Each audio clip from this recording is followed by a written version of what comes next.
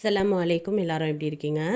நம்மள நிறைய பேர் அதிகமாக ரிப்பீட்டடாக சொல்லக்கூடிய வார்த்தை எனக்கு டைம் இல்லை அப்படிங்கிறது தான்.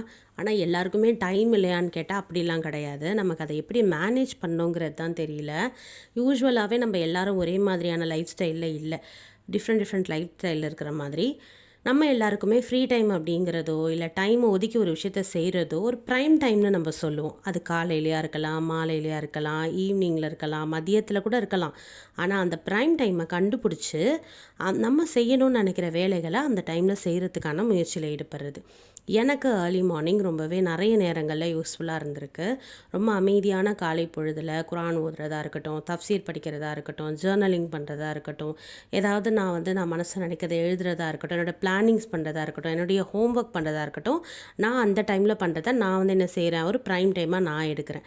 அப்படி உங்களுக்குன்னு ஒரு ப்ரைம் டைம் இருக்கும். அதை கண்டுபிடிங்க. அந்த டைமில் நீங்கள் ரீல்ஸ் பார்த்துட்ருப்பீங்க, ஃபோன் பார்த்துட்ருப்பீங்க, வேறு ஏதாவது சோஷியல் மீடியாவில் நீங்கள் என்கேஜ்டாக இருப்பீங்க. அதுதான் உங்கள் ப்ரைம் டைம். நீங்கள் என்ன ஆக்சுவலி பண்ணி முடிக்கணுமோ அந்த வேலையை பார்க்காம தான் ஃபோன் பார்த்துட்டு இருந்திருப்பீங்க.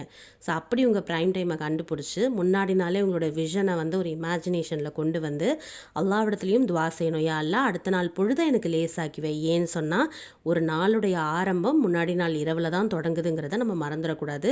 அப்படி அல்லாஹ்விடத்தில் துவாவும் செஞ்சு நம்ம முயற்சி எடுக்கும்போது கண்டிப்பாக நம்மளுடைய நேரத்தில் அல்லாஹ் பரக்கத் செய்வான். அப்படி உங்களுடைய டைம் எது, நீங்கள் எப்படி சூஸ் பண்ணி உங்களுடைய ஒர்க் பண்ணுவீங்கன்னு கமெண்ட் செக்ஷனில் சொல்லுங்கள்.